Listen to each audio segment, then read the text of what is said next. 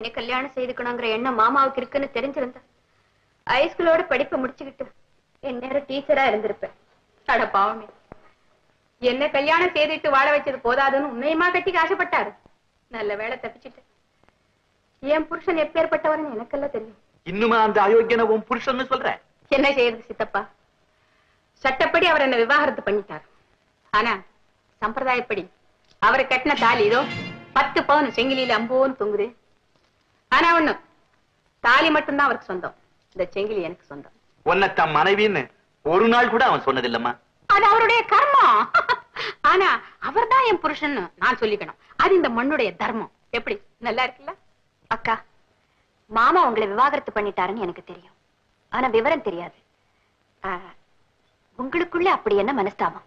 வசந்தி, கல்யாணம் செய்துக்கிற எண்ணமே இல்லாம நான் சங்கீத வாழ்க்கையை நடத்திக்கிட்டு இருந்தேன். என்ன உன் மாமா தான் கழிச்சு கல்யாணம் பண்ணிக்கிட்டார். எப்படி தெரியுமா? என் கச்சேரி எங்க நடந்தாலும் சரி, முதல் வரிசையில எனக்கு நேரா அவர் தான் உட்கார்ந்துருப்பார். கச்சேரி முடியற வரைக்கும் வச்ச கண்ணு வாங்காம என்னையே பாத்துட்டு இருப்பார். அதெல்லாம் லவ்வா ஆரம்பம். கல்யாணி, நீதான் என் உயிர், நீ இல்லாம வாழ முடியாது, செத்துடுவேன். நீ என்ன கல்யாணம் செய்துட்டா உன்னை மேல்நாட்டி கூட்டிட்டு போவேன், உயிர் சக்கலையை வளர்ப்பேன், உன் புகழை உலகம் பூரா பரப்புவேன், இப்படி எல்லாம் சொன்னார். சரி, என் கலைக்கு ஆதரவு கொடுக்கிற ஒரு உண்மையான ரசிகர் கட்டிக்கிட்டா தப்பு என்ன அப்படின்னு என்னமோ எந்த மூட்ல கழுத்தை நீட்டிட்டேன்னு உங்க மாமா என் கழுத்துல தாலி கட்டிட்டார். எங்க கல்யாணம் நடந்து போச்சு. வசந்தி, ஒரே வார்த்தை, ஒரே அம்பு, ஒரே பத்னி, இப்படி வாழ்ந்து காட்டின ராமரை நினைச்ச உங்க மாமா வேணா இல்ல. அவர் ராமர் இல்ல, வெறும் ரசிகர். அந்த ரசிகருக்கு எத்தனையோ ரசிகைகள், அதுல நான் ஒருத்தி. இந்த விஷயம் எனக்கு அப்புறம் தான் தெரிஞ்சது. அது மட்டும் இல்ல, அவர் என் வாழ்க்கையின் ஆணி வேற வெட்ட ஆரம்பிச்சார். ஹலோ, நான் தான் ராஜவேல் பேசுறேன். என்னது, சபாவில இருந்து பேசுறீங்களா? கல்யாணி இன்னும் 10 நிமிஷத்துல வரணுமா? அதான் வர முடியாதுயா. ஏன் வர முடியாது சொன்னீங்க?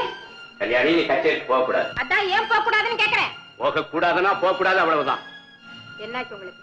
டிஃபன் காஃபி சாப்பிட்டீங்களா? கிண்டல் பண்றியா? நான் கிண்டல் பண்ணல, நீங்களே கிண்டலா நினைக்கிறீங்க. இத பாருங்க, இது என்னுடைய 100வது கச்சேரி. நான் போகலன்னா நெல்லா இருக்காது.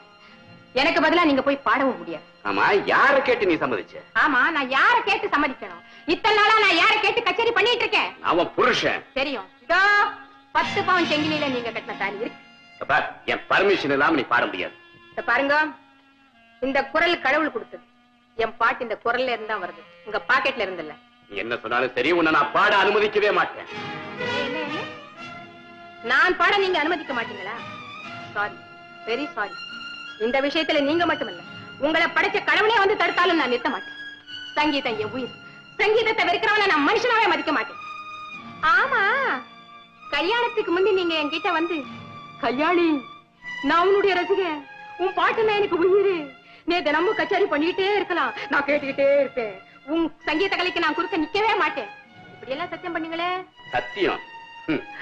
அது எனக்கு சக்கரை பொங்கல், அதை நான் அப்படியே போட்டு முழுங்கிட்டேன். ஓஹோ, அப்போ எதிர்ப்பு எனக்கு வெண்பொங்கல். முடிஞ்ச இதையும் முழுங்கிடுங்க. ஹலோ, ஆமா, நான் கல்யாணி பேசுறேன். இதோ பரப்பிட்டேன், கொஞ்சம் லேட் ஆச்சு, தப்பா நினைச்சுக்காதீங்க. இதோ பரப்பிட்டேன்.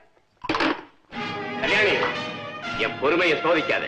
நீங்களும் என் பொறுமையை சோதிக்காதீங்க. எல்லாரும் காத்திட்டு இருக்காங்க, நேரமாச்சு, நான் போறேன். புரியா? போ. நீ அங்க போன உடனே சபாக்காரங்க உனக்கு செக் கொடுப்பாங்க. நீ வீட்டுக்கு வந்த உடனே நான் உனக்கு விவாகரத்து நோட்டீஸ் கொடுப்பேன். சம்மதமா? என்ன விவாகரத்தா செய்ய போறீங்களா? தேவையா? நான் என்ன உங்க மாதிரி கள்ளத்தனமா செய்ய போறேன்? கச்சேரிக்கு தானே போறேன். வரியா? போ போ. நீ அங்க போய் உட்காந்து கச்சேரி பண்ணுத, உன் ரசிகர்களெல்லாம் கைதட்டி ஆரவாரம் பண்ணுவாங்க. அவங்கள உன் கடைக்கண்ணால பார்த்து சந்தோஷப்படுத. அந்த கண்டா யார்கிட்ட என்ன பேசுறதுங்கிறது தெரிஞ்சுக்கிட்டு பேசுங்க. எல்லாரையும் உங்க மாதிரி நினைச்சிட்டீங்களா? நீங்க செய்யற அக்கிரமங்களை எல்லாம் நான் சகிச்சிட்டு இருக்கேன். இப்படிப்பட்ட கீழ்த்தரமான புத்தி உள்ள உங்களோட இனிமே என்னால வாழவே முடியாது, வாழவே முடியாது. உங்க இஷ்டம், நீங்க என்ன வேணும்னாலும் எது வேணும்னாலும் செய்யுங்க, அதை பத்தி எனக்கு கவலை இல்லை, நான் வரேன். கல்லானாலும் கணவன் புல்லானாலும் புருஷனும் சொல்றாங்க. ஆனா மனித உணர்ச்சியே இல்லாத ஒரு பாறாங்கல்ல கணவனாகவோ கருகி காஞ்சி போன ஒரு புல்ல புருஷனாகவோ ஏத்துக்க நான் தயாராயில்லை. எல்லா பெண்களும் ஒரே மாதிரி இருக்க மாட்டாங்க பாரு. நான் கண்ணகி ஸ்கூல், அரசனாகட்டும் ஆண்டி ஆகட்டும், தப்புன்னா தப்புதான், நான் மன்னிக்க மாட்டேன். உங்க மாமா என் விஷயத்துல தப்பு கணக்கு போட்டார். குயில் மாதிரி என் இஷ்டத்துக்கு பாடிக்கிட்டு இருந்த என்ன கூண்டுக்குள்ளியாக்க பார்த்தார். முடியல. ஒரு கெட்ட கணவரை கெட்ட கனவா நினைச்சு மறந்துட்டு. இது என்ன இது? என் கதையை பேசிட்டு இருக்கேன். நீ மேற்கொண்டு என்ன பண்ண போற வசந்தி? நான் என்னக்கா செய்ய முடியும்? அவர் குணமாய் சீக்கிரம் ஊருக்கு திரும்பி வரணும்னு கடவுளை வேண்டிக்கிட்டு நான் காத்திக்கிட்டு இருப்பேன். சரி, நீ உட்கார்ந்து கடவுளை வேண்டறதுக்கு ஒரு இடம் வேணும் இல்ல? அது என் வீடா இருக்கட்டும். சந்திரன் வர வரையிலும் சித்தப்பாவும் நீ இங்கே இருங்கோ, எங்கேயும் போக வேண்டாம். எங்களால உனக்கு எதுக்குமா சிரமம்? ஆமா, இவ்வளவு பெரிய வீட்டுல மாமியார் மாமனார் குழந்தை குட்டி உங்களுக்கு எல்லாம் சமைச்சு போட்டு உங்களுக்கு போடுறதுன்னா எவ்வளவு சிரமம். அடையே சித்தப்பா, நீங்க வேற. பேசாம இங்கே இருங்கோ. நீங்க இங்க இருந்தா எனக்கும் துணையா இருக்கும், மனசு நிம்மதியா இருக்கும். பாஸ்கர், உங்க தகப்பனாருடைய நன்கொடையால் ஆரம்பிக்கப்பட்ட இந்த கல்லூரியில நீங்க சேர்மனா இருக்கிறத பார்த்து நாங்க ரொம்ப சந்தோஷப்பட்டு உங்களுக்கு வாழ்த்துக்களை தெரிவிக்க வந்திருக்கோம். ரொம்ப நன்றி. இந்த கல்லூரியின் முன்னேற்றத்துக்காக நான் எதையும் செய்ய எப்பவும் தயாரா இருக்கேன். நாங்க வரோம் சார். வசந்திக்கு எத்தனையோ லெட்டர் போட்டு அவகிட்ட இருந்து பதிலே வரலையே, என்ன காரணமா இருக்கும்? தம்பி, அந்த பொண்ணு உனக்கு வேண்டாம். ஏங்க? அந்த பொண்ணை பார்க்க போன சகுனமே சரியில்லை. ஏதோ ஆண்டவன் புண்ணியத்துல நீ உயிர் பிழைச்சு. இனிமே அந்த பேச்சை பேசாத. அக்கா, உன் கணக்குப்படி பார்த்தா ராமர் பட்டாபிஷேகத்துக்கு பிரம்மரிஷி வசிஷ்டர் தான் முகூர்த்த நாள் குறிச்சார். முடிவு என்னாச்சு? விதிங்கிறது வேற, சகுனங்கிறது வேற. ரெண்டுக்கும் சம்பந்தமே இல்லை. அது மாதிரி உன் படிப்புக்கும் என் பஞ்சாங்கத்துக்கும் சம்பந்தம் இல்லை, அப்படித்தானே? அப்படி இல்லக்கா, எனக்கு வசந்திக்கும் சம்பந்தம் இருக்குன்னு சொல்றேன். என் மனசுல அவதான் என் மனைவின்னு நான் முடிவு செஞ்சுட்டேன். அவங்க அப்பாவுக்கு நீயும் வாக்கு கொடுத்திருக்கிறேன், மறந்துடாதே. Good morning Mister Chandran. Good morning doctor. Good morning Mister Chandran, நாளைக்கு உங்களை டிஸ்சார்ஜ் பண்ண போறோம். Now you are all right. Thank you thank you. Okay. Vasanthi இல்லையா? அவங்க அப்பா? உங்க அப்பாவும் இங்க இல்ல. நீங்க யாருங்க? நான் அவ தாய் மாமன். ஆமா, நீங்க யாருன்னு சொல்லியே. நாங்க இந்த வீட்டுக்கு சம்பந்தியா வர போறவங்க. ஓஹோ, நீங்க தான் இன்னைக்கு வசந்திய பெண் பார்க்க வந்திருந்தீங்களா? ஆமா, இப்ப கூட கல்யாண விஷயமா பேசத்தான் வந்திருக்கிறோம். என்னங்க இது? அறுவடை முடிஞ்சதுக்கு அப்புறம் அரிவாள் எடுத்துட்டு வயலுக்கு வந்திருக்கீங்க? ஏன் வசந்திக்கு என்னாச்சு? என்ன செய்யறது, அவதான் செத்து போயிட்டாளே. வசந்தியா? ஏன் வசந்தியா? வா, நம்ம முதல்ல வீட்டுல போய் பேசிக்கலாம். வந்த நேரம் சரியில்லை. வா வா வா.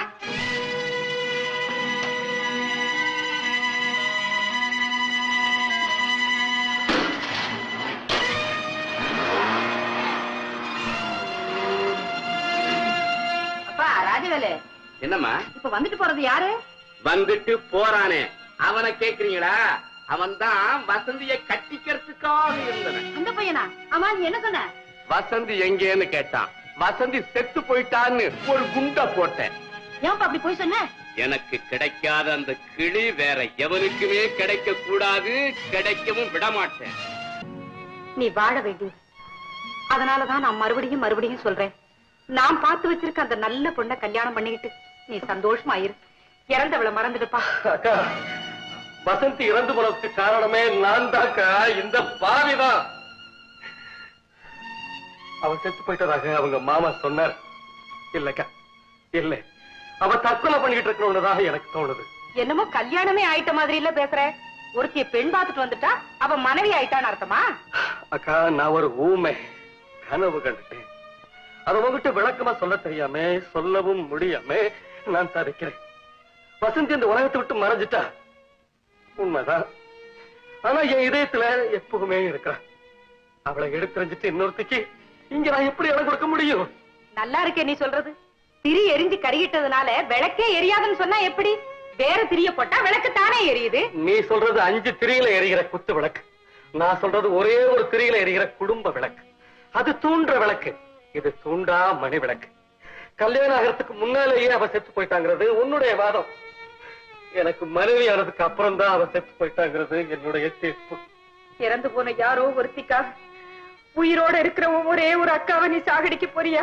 அக்கா, தம்பி, இந்த வீட்டுல விளக்கேத்தி வைக்க மருமக வேணும் அப்படின்னு உன்னை பெத்த தாய் கேட்டா நீ மறுப்பியா? எனக்கு இப்பதான் புரியுது.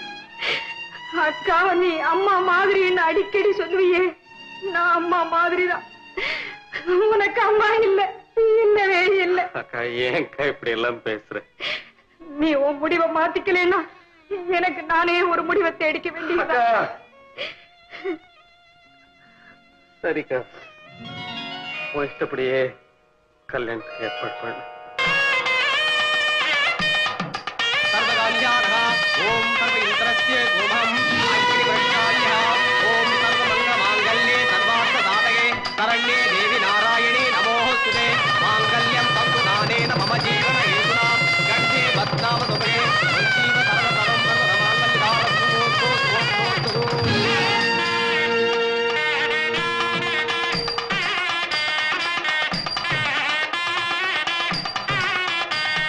Congratulations, Mr. Chandran. Oh, thank you very much.